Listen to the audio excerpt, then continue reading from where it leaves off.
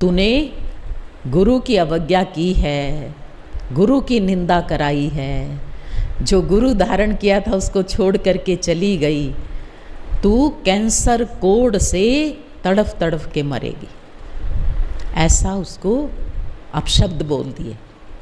अब वो माता जो थी ना बेचारी घबरा गई एकदम से और जैसे कांपने लगी, ये क्या हो गया, गुरु का श्राप मिल गया और सबके बीच में बोला, तो थोड़ा उसे इंसल्ट भी बहुत ज़्यादा फील हुई। तो आने के बाद उसने सेंटर पर अपनी दीदी को बताया, दीदी आज तो ऐसे ऐसे हो गया, और बड़ी घबराहट में थी वो।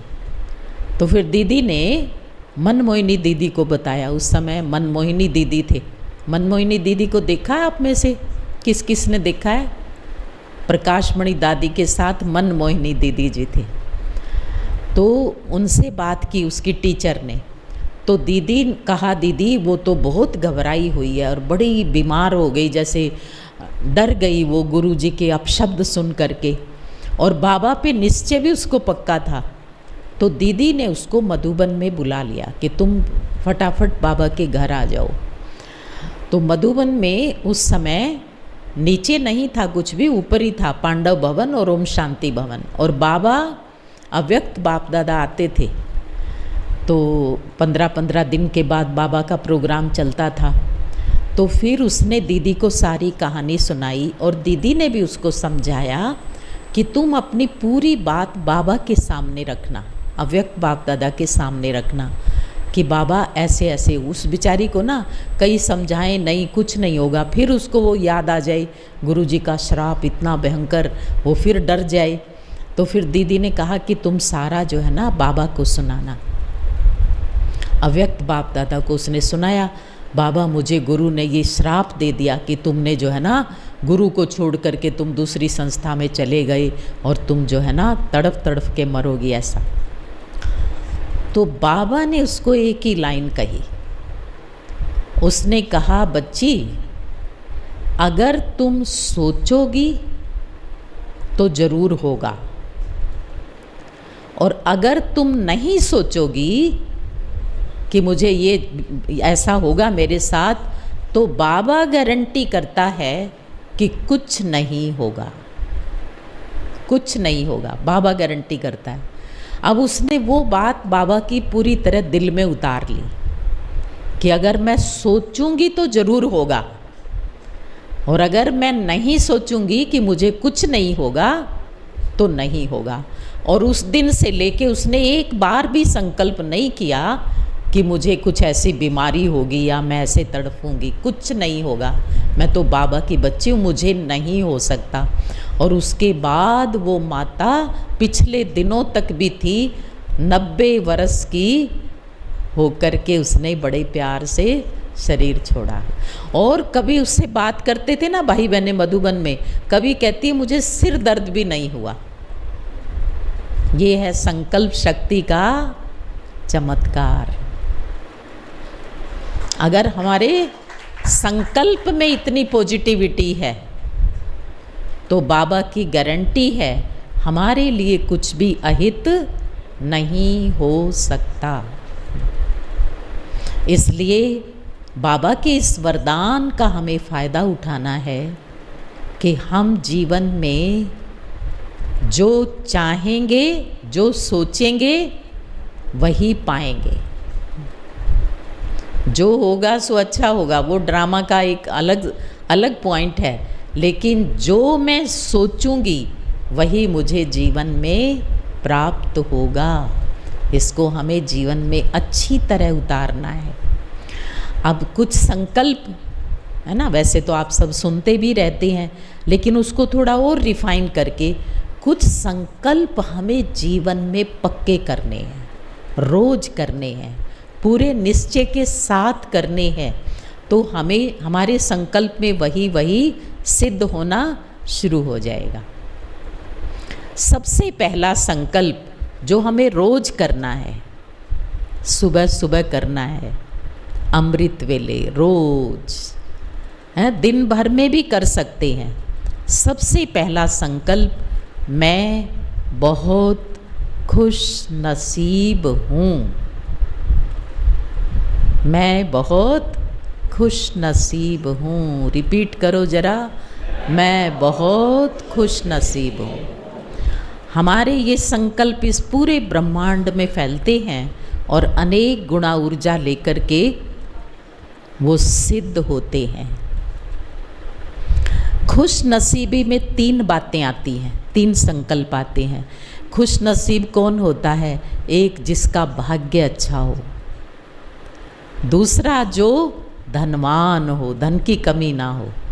तीसरा, जो बहुत सुखी हो। तो जैसे ही हम खुश नसीबी का संकल्प करें तो उसमें ये तीनों संकल्प करें।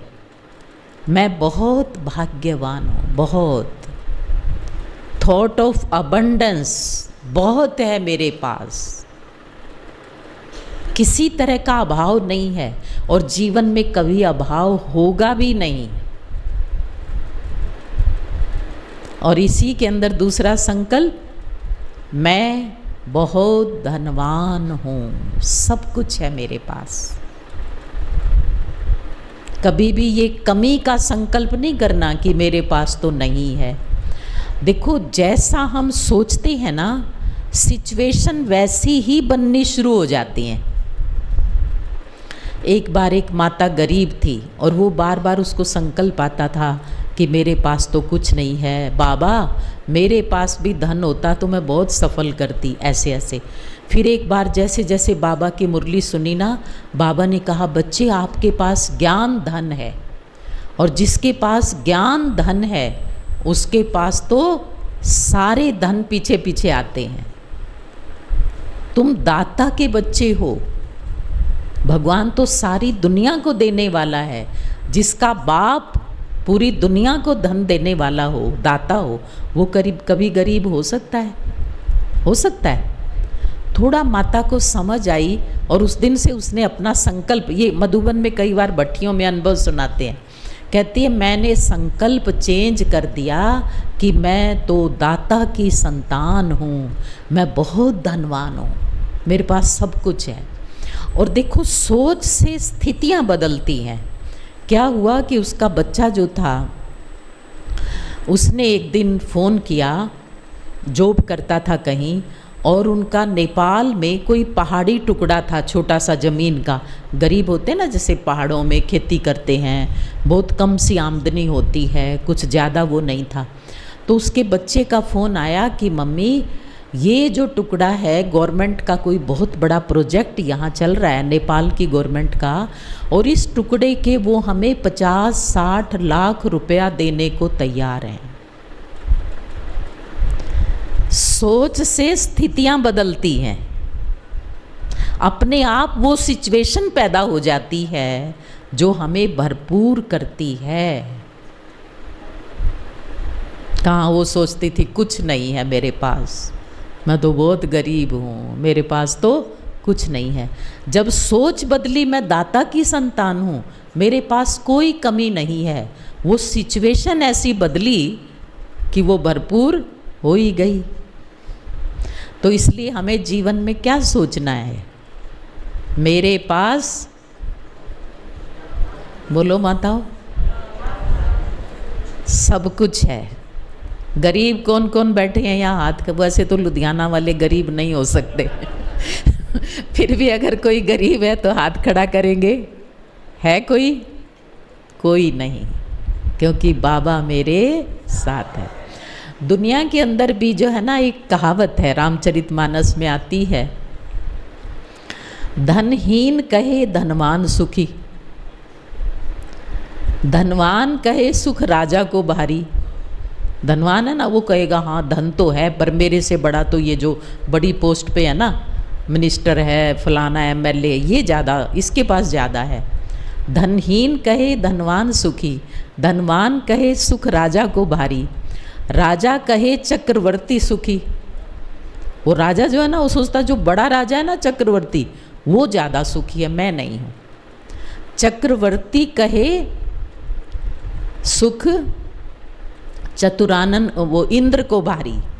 भाई मेरे से बड़ा तो इंद्र है, इंद्र को मानते ना, पूरी सब देवताओं का राजा है। चक्रवर्ती कहे सुख इंद्र को भारी, और इंद्र कहे चतुरानन सुखी। चतुरानन कहते हैं ब्रह्मा जी को, इंद्र कहता है नहीं नहीं, ब्रह्मा जो है ना वो पूरी दुनिया रचता है, वो ज़्यादा बड़ा है, वो सुखी है। ब्रह्मा कहे सुख विष्णु को भारी, भाई मेरे से बड़ा तो विष्णु है। तुलसीदास विचार कहे, वो सोच रहा है आखिर कौन सुखी है ज़्यादा, कौन धनवान है। तुलसीदास विचार कहे, प्रभु चिंतन में जो मस्त है वो सबसे ज़्यादा सुखी है। हम उसको कहेंगे जिसकी सोच संकल्प है। प्रभु चिंतन बिना सब लोग दुखारी, ये बोला तुलसी ने। उसके चिंतन के बिना सब दुखी हैं, सब अभाव में हैं। और हमें वो श्रेष्ठ चिंतन मिला है, बाबा मिला है, तो हमारे जैसा सुखी और हमारे जैसा धनवान तो कोई हो ही नहीं सकता। तो मैं बहुत धनवान हूँ। रोज करो ये संकल्प, धन का सब अभाव खत्म हो जाएगा। और हमने तो ये प्रैक्टिकल अनेक बार महसूस किया है कि जो ज़रूरत होती है बाबा सब कुछ समय पर उपलब्ध कर देता है। तो पहला संकल्प कौन सा करेंगे? मैं बहुत खुश नसीब हूँ। और खुश नसीबी में तीनों पावरफुल संकल्प, मैं भाग्यवान हूँ, मैं बहुत सुखी हूँ, मैं धनवान हूँ। फिर एक संकल्प करना है, दूसरा संकल्प, मैं बहुत शक्तिशाली हूँ। इसको आप जो हमारा विशेष स्वमान है ना, मास्टर सर्वशक्तिवान, वो भी ले सकते हैं। मैं मास्टर सर्वशक्तिवान हूँ, सब शक्तियों का मालिक हूँ, समर्थ हूँ। और जितना जितना हम ये वाला संकल्प करेंगे तो इससे क्या होगा कि कोई भी जो नेगेटिव एनर्जी है वो हमारे ऊपर प्रभाव नहीं डाल सकती। किसी इविल सोल के इफ़ेक्ट में हम नहीं आ सकते, क्योंकि कोई भी इविल सोल शक्तिशाली आत्मा के ऊपर अटैक नहीं कर सकती। कोई दुनिया की परिस्थिति हमें विचलित नहीं कर सकती। तो कौन सा संकल्प पूरे दिल से करना है, और एक दृश्य बना के सर्वशक्तिवान की शक्तियाँ मेरे जीवन के अंदर भरती जा रही हैं। मैं मास्टर सर्वशक्तिवान हूँ। तीसरा संकल्प करेंगे, मैं बिल्कुल निर्भय हूँ। और जो निर्भय होता है वो निश्चिंत होता है, निश्चिंत। मैं निर्भय और निश्चिंत हूँ। आपने देखा होगा कि जब ये कोविड का अटैक हुआ तो उस समय की जो सारा कैलकुलेशन निकाली गई तो उसमें कोविड से मरने वालों की संख्या कम थी, लेकिन उसके डर से मरने वालों की संख्या ज़्यादा थी। भय।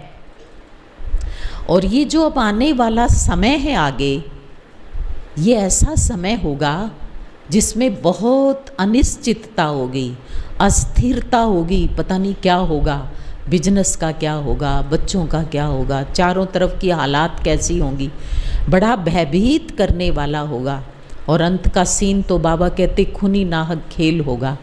लेकिन हम बच्चों के पास वो शक्ति है कि हम बिल्कुल निश्चिंत और निर्भय,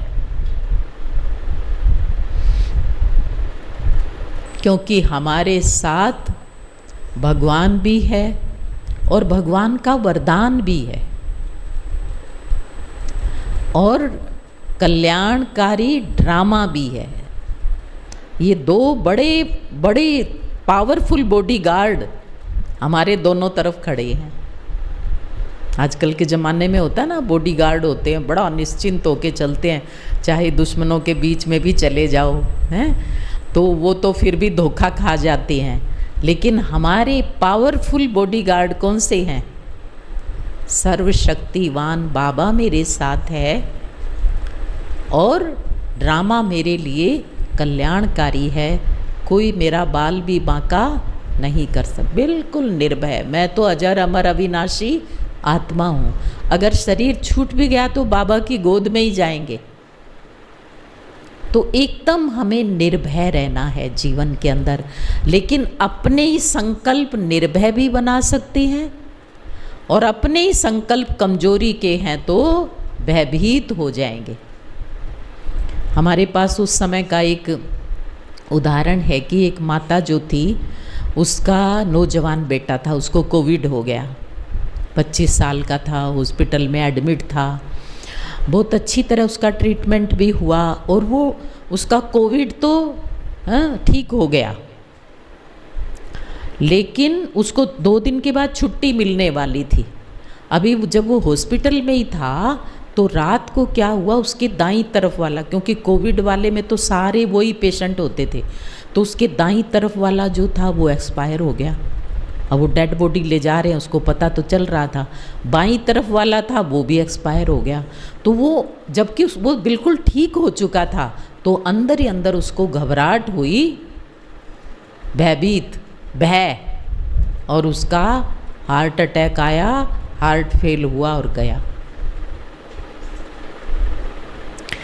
इसलिए कोई भय नहीं, मैं निश्चिंत हूँ, भगवान की गोदी में हूँ, यहाँ हूँ तो भी सेवा में हूँ और जाऊँगा तो भी उसकी गोद में। तो भय का संकल्प नहीं करना, भय कमज़ोर कर देता है आत्मा को। ठीक है, कितने संकल्प हो गए? 3 हो गए। चौथा संकल्प हमें करना है कि मैं परमात्म दुआओं और परमात्म सुरक्षा के कवच के अंदर हूँ। मेरे चारों तरफ प्यारे बाबा की सुरक्षा का कवच है, मैं बिल्कुल सुरक्षित हूँ। बाबा की छत्र छाया फील करो। रोज़ रात को सोने से पहले भी जैसे वो मच्छरदानी लगाते हैं ना, तो सर्वशक्तिवान बाबा की किरणों के नीचे सो रहा हूँ। दिन में भी अपने कारोबार में, व्यापार में, कहीं भी जाते हैं तो मैं बाबा के सुरक्षा कवच के अंदर हूँ, उसकी छत्र छाया में हूँ। कर सकते हैं संकल्प या नहीं कर सकते? कितने सारे संकल्प व्यर्थ के करते हैं। उसकी बजाय क्या संकल्प करो सारा दिन कि मैं बाबा की सुरक्षा के घेरे में सुरक्षित हूँ, बिल्कुल सेफ। कोई भी बाहर की नेगेटिव एनर्जी, कोई भी ऐसी चीज़ हमारे ऊपर प्रभाव नहीं डालेगी। वो हम कई बार युद्ध के दृश्य देखते हैं ना, लव कुश का युद्ध चल रहा है, राम रावण का युद्ध चल रहा है, तो वो एक अपने चारों तरफ सुरक्षा का घेरा बना लेते हैं और उसके बीच में खड़े हो जाते हैं, और फिर बाहर से जो बाण आते हैं वो उसकी बाहर की जो सरकमफ्रेंस है उसके ऊपर रुक जाते हैं, उसको अटैक नहीं करते। बाबा की मुरली में हम कितनी बार सुनते हैं अव्यक्त वाणियों में कि बच्चे सारा दिन बाबा की छत्र छाया में रहो तो माया तुम पर कोई वार नहीं कर सकती। कोई नेगेटिव एनर्जी उस छतरी के अंदर प्रवेश नहीं कर सकती। जब तुम अकेले होते हो और कुछ व्यर्थ में उलझ जाते हो, तभी वो चीज़ें जो हैं वो वार करती हैं। तो रोज सुबह से ही छतरी को पकड़ लो। सारा दिन जो भी कर्म करें, भोजन बनाओ, भोजन खाओ, ऑफिस में जाओ, दुकान पर जाओ, कहाँ बैठे हैं? बाबा की छत्र छाया में। कितना मीठा प्यारा संकल्प है, और इस संकल्प से ही सिद्धि मिलती है। मैं बाबा की छत्र छाया में हूँ।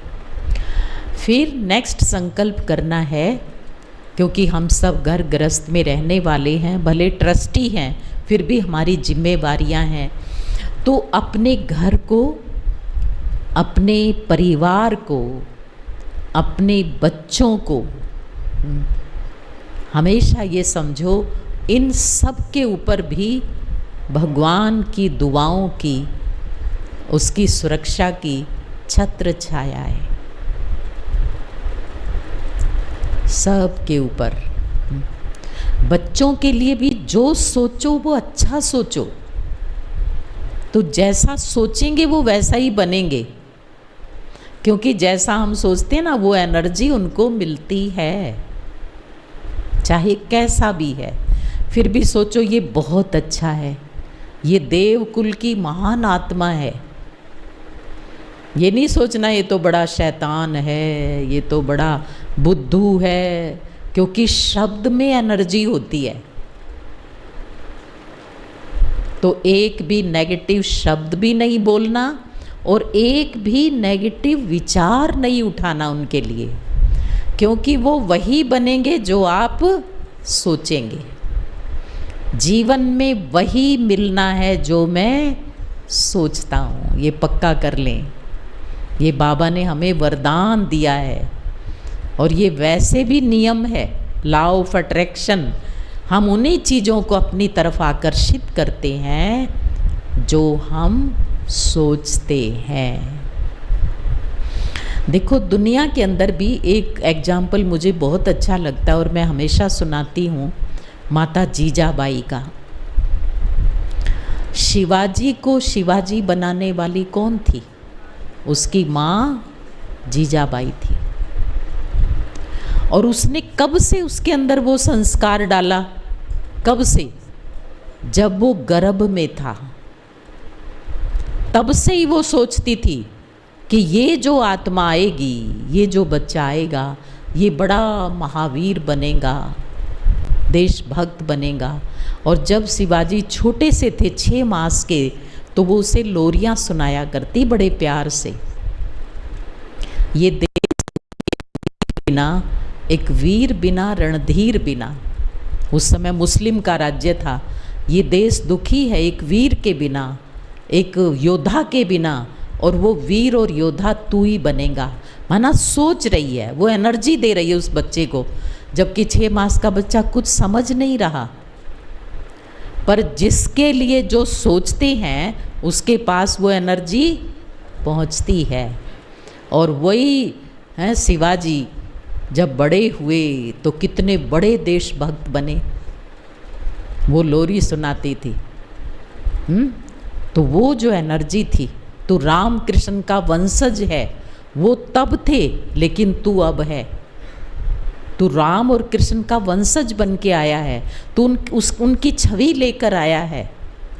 तू ही राम बनेगा, तू ही रावण को मारेगा, तू ही कृष्ण बनेगा, तू ये कृष्ण जो कंस जैसे हैं सब, इन सबको ख़त्म करेगा।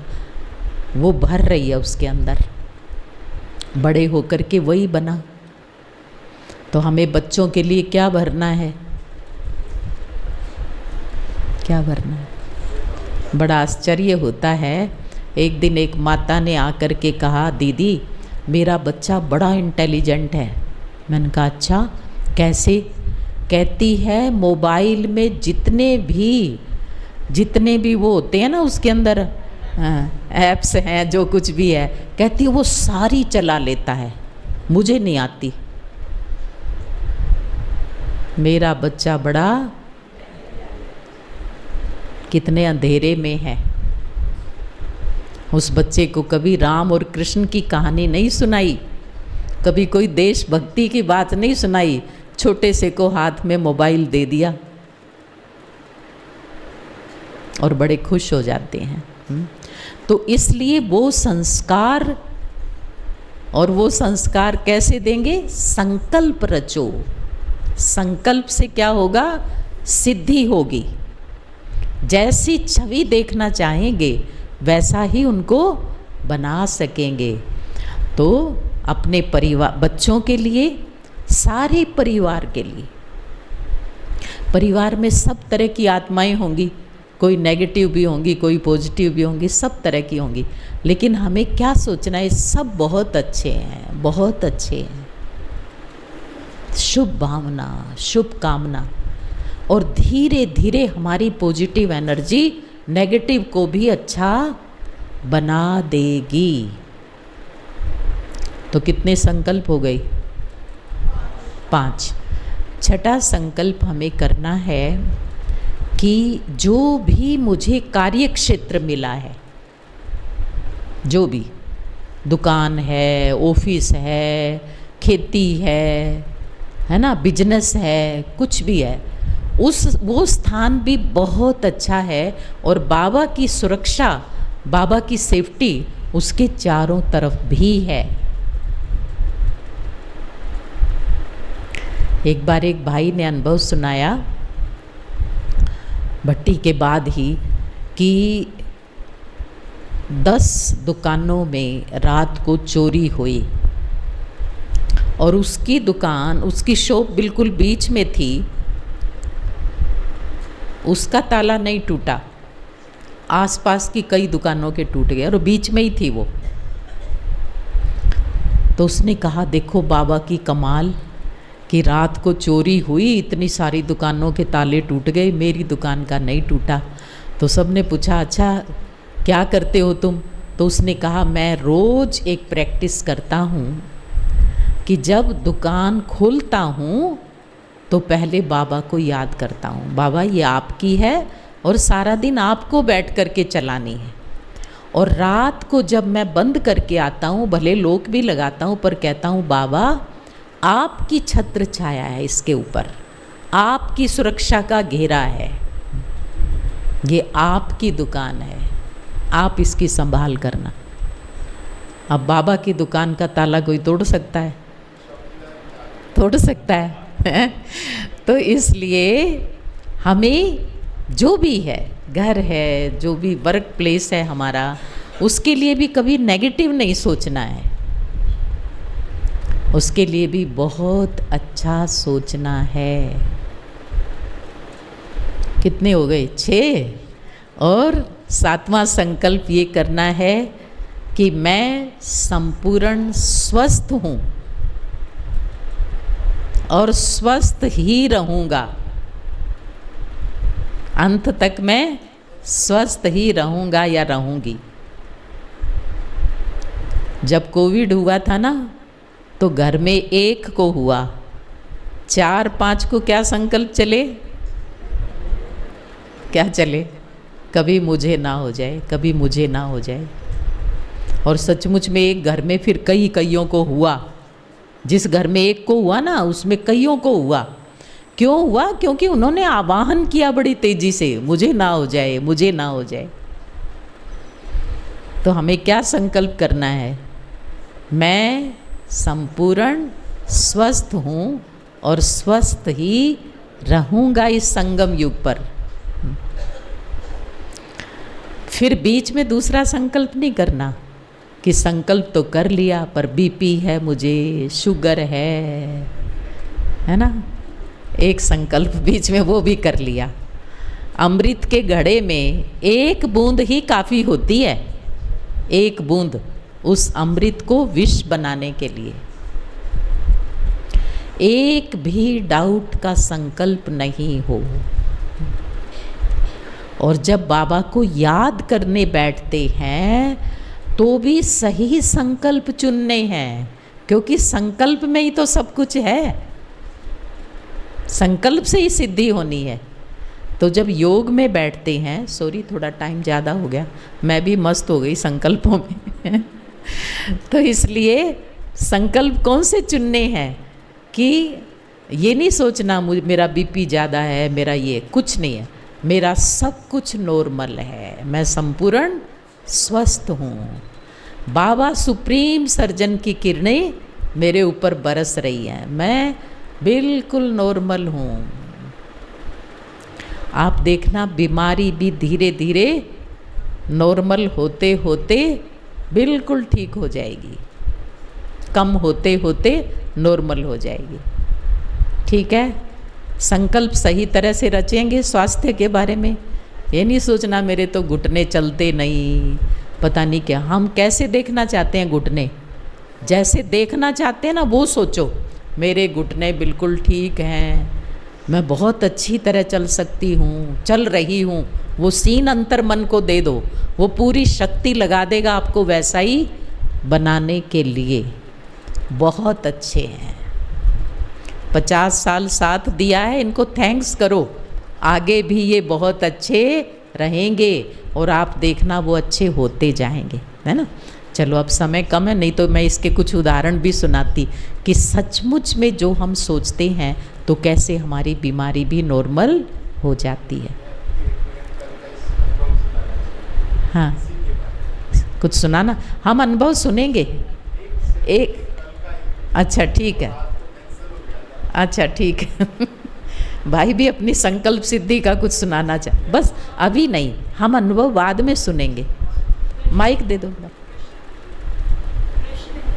प्रश्न उत्तर का भी एक सेशन रखेंगे।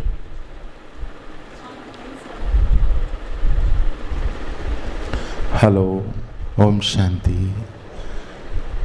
मैंने इधर आना था तो रात को मैंने दीदी ने बोला कि आप हमारे साथ गाड़ी में चलना, तो मैंने देखा मेरा पाँव भी ज़मीन पर नहीं लग रहा, मेरा यूरिक एसिड बहुत ज़्यादा बढ़ गया।